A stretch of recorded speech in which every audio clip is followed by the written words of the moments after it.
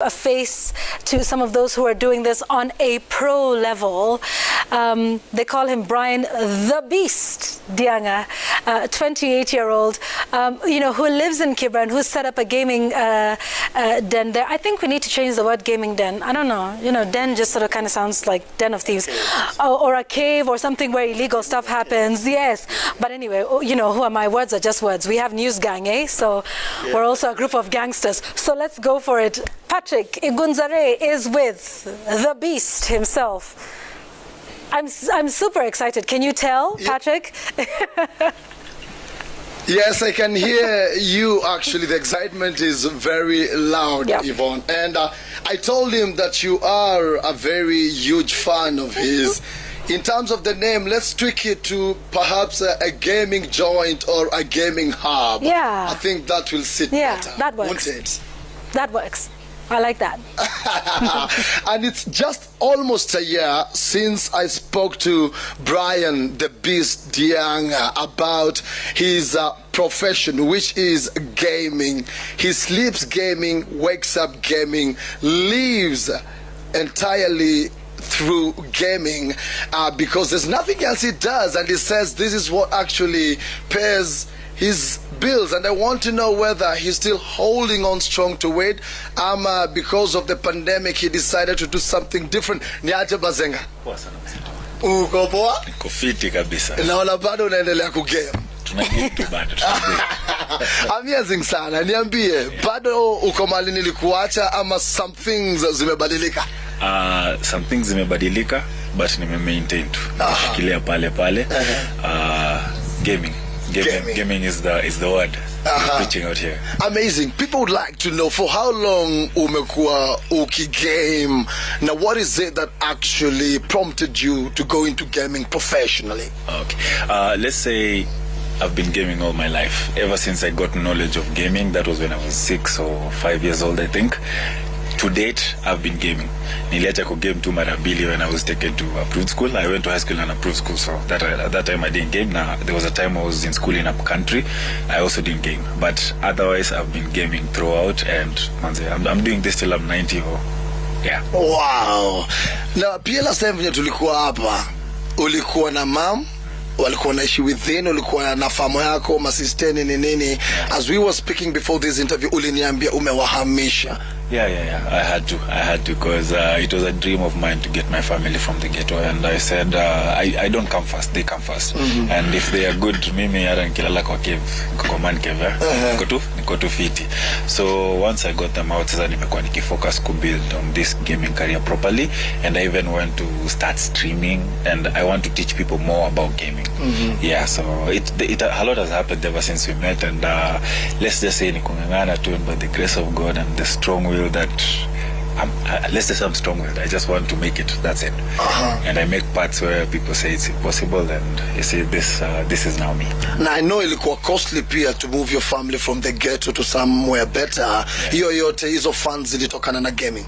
Of course. I mean, I've worked with Safaricom. Currently, I work with Pro Series Gaming, and I consult with. I even did Valorant and other small tournaments. Like my title right now is Junior Esports League Operator, and my job is to do online tournaments and tournaments. You can say that again. Your title right now? Junior Esports League Operator, and my job is to run gaming tournaments, be it online or offline, because I know what it takes to run different kinds of games. So yani ukinieka pale mini pilot in short, sio tanboy pilot. Amazing sana. Yvonne alikuwa anashindwa sijui tuite hii base yako gaming cave, den, joint ama hub. I want to know, the kids in this ghetto, wamechukuliaje interest yako ya gaming and the fact that once in a while we're gonna invite over? Is it something that is actually gaining traction here in Kibra? Most of the time I hang out with teenagers, wale wanaelewa gaming kabisa, and those who are in touch with the internet, and most of them want to be like me when they grow up, and I'm just like ni rahisi, because sasa mko na mi, I'm to struggle. I know what you need, so I try to guide them as best as I can. And I have a friend of mine who has a gaming den around down here, so his place is where most of the time we meet. Sometimes I take the console, I take the VR, we go there, we chill, and we just have a good time. But mostly I try to engage them in a positive way so that they don't go outside there and commit crime and stuff like that. Because tunajua hapa ni ghetto. Yeah, tunajua hapa ni ghetto, na this can make a difference. Like, we are seated here and you're talking to me and interviewing me because of this. Yes. So I believe for them now that this has been discovered, it's something they can make the most out of it, even better than me, you know. And like that's my goal. My goal is to inspire and create ways there where there aren't, you know. You come from a dark place, and ni kidogo sana utapata msana nataka kukushine a light. So where I can with the kids around here, not even here, if I could, I would visit every slum in Nairobi or in Kenya and just share this message with kids, game with them. See your lazima, like, you don't have to be a pro gamer. You can be a gamer. There is that's what we call it. The ecosystem is big enough that everyone can fit in. You don't, like, you know, not everyone is built to be a sportsman. And when I say I'm a pro gamer, it's like I'm a sportsman. I have to practice for long hours, and I understand some places or backgrounds we come from. We lack a lot. Wase hata TV hakuna home, hakuna net. PS ni karibu 40k. Wase rent ni more than 5k wase wazilipa. So PS haitakuwa kwa hiyo hao. Unaona? So when I can share this one of mine with kids and just let them know, manze, ni kubaya, but you can make a difference in any way you choose. This is what I chose. You don't have to choose this, but it's an option. Yes. So if you're an artist, you can do designs. You can draw and do character designs for games. If you are a what do you call it, a coder, you can code games. Yeah. If you wewe kama unataka kudo photography, right now you're doing journalism on gaming. We can have a specific on wewe ni games tu ndo story yako. Game ikitoka mpya wewe unaambia wase kureview equal specialization ya mine. Exactly. Kama wewe ni comedian, you stream, you make content from people and entertain them. So hii mambo ya youth kuliati hakuna job ni sisi tutaimaliza tu sisi wenyewe. Amazing. Your design, if there is anything ungependa kuchange ama ibadilisho so that gaming ikuwe taken to the next level, much as unasikia Kenya is one of the places where gaming in gain traction in the continent a lot, ni nini ungependa ibadilisho so that information ikuwe more attractive, more promising, especially to my enthusiasts wenye wako kwa hii country? Ni kuna list, but wacha nifinyilie hiyo list kabisa. Number one ni, I think the government should reduce the tariffs and taxes on these things, because it's expensive for a regular person to get into this. Let's just say ni Mungu tu manze. Hizi vitu kiake hesabu yao hivi pole pole, it's crazy, and it's for a normal Kenyan it's kind of extravagant to afford this. So the government needs to like reduce the taxes on this, make them easily available for us, because this is a way for us to make a living. So if it's easily for us to access, tumemaliza hiyo shi. Number two, wachange curriculum ya shule. Watu waanze kufundishwa story na makompyuta mapema, class 1, class 2, like we learn about pollination and stuff, and we are not farming, you know. At the end of the day, we all did science, and we are doing parts of a plant and whatever, and right now we're looking for jobs in offices, we're looking jobs around computers and stuff.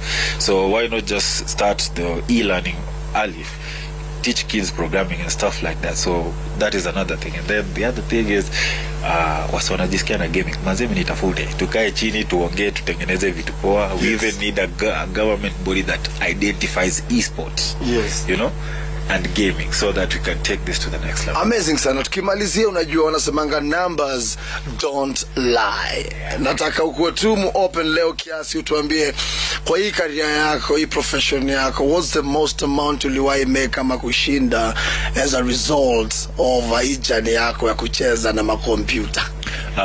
Like, I have had small winnings, a lot of them, but the major one that I ever got, ngoja kuna ile check pale, check hiyo ni 15. Hiyo ni 15k. Hiyo ilikuwa ya kwanza.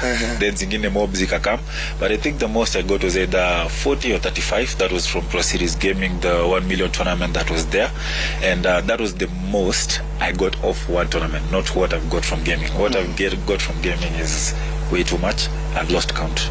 Amazing. I've lost count, but yeah, ni kibao. Your design. But nisinyongo tafadhali. Aital sana Yvonne. Umesikia hapo hivyo kutoka kwa Brian the Beast Dianga, na anasema mayouth George wajitolee wakam, kuna opportunity hapa hivi, na again too much work without play, na mekigiwa tu kama sisi tukue walezi kimpango, wajanja ndio walisema. Back to you in studio. Yeah, Patrick, just hang on a second because kuna mtu hapa anataka kumpa salams kidogo. Dennis, who we have with us in studio from the Rubika Game Development Program, actually knows the Beast.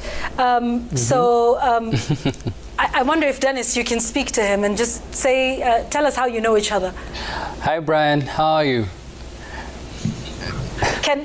Anakugotea Dennis hapa in studio from Rubika.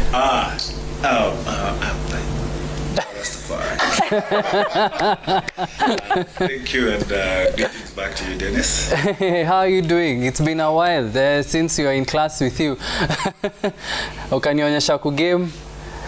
He's asking how you're doing since the last time you were in class with him. Oh, it's Dennis. Yes. Yeah, Dennis was my graphics design teacher in ADMI. Yeah. And yeah, I'm also a graphic designer. Actually, I had a lot of struggles and it was very strict. And yeah, that's why I usually try to incorporate everything around gaming. Like the way I was learning design has been a good way for me to learn more about gaming. Yeah. So yeah, those were good times. He was the first person. Yeah, he checked Nikonayo Juyake. He was my first sponsor. He was my first sponsor. He gave me 1K to go and register for this tournament at EAG. And I was under his studio called the Dallas Studios. That was the t-shirt I was wearing that day. Thank you very much, Nick. I would got the opportunity to say this. Wow. You started my dream. You started off my dream, and here we are today. Your design, you know, as a teacher, your efforts are to waste. Yes, you are a I'm proud humbled. Indeed, indeed. Dennis will come back to you. Someone is cutting up onions in studio. That is amazing, and very amazing to hear. You know what? Well done to you. I'm getting, quite a bit of feedback. A couple of people who are sending me text messages asking, noting the fact that the Beast went to approved school and has now turned himself around. And that's what, this industry clearly does, and the opportunities that it provides. So good stuff to you, the Beast. Dennis, will come back to you in a moment. I'd like to speak to Jay just for a moment to talk about, the sort of regulation and the laws that govern, the gaming sector and the gaming industry. Are they sufficient? Do they exist?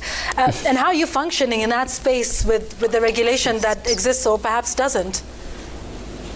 The Beast is a great example of the power of this industry to create positive change. When the student surpasses the teacher, great example. So and it is really important, I think, for their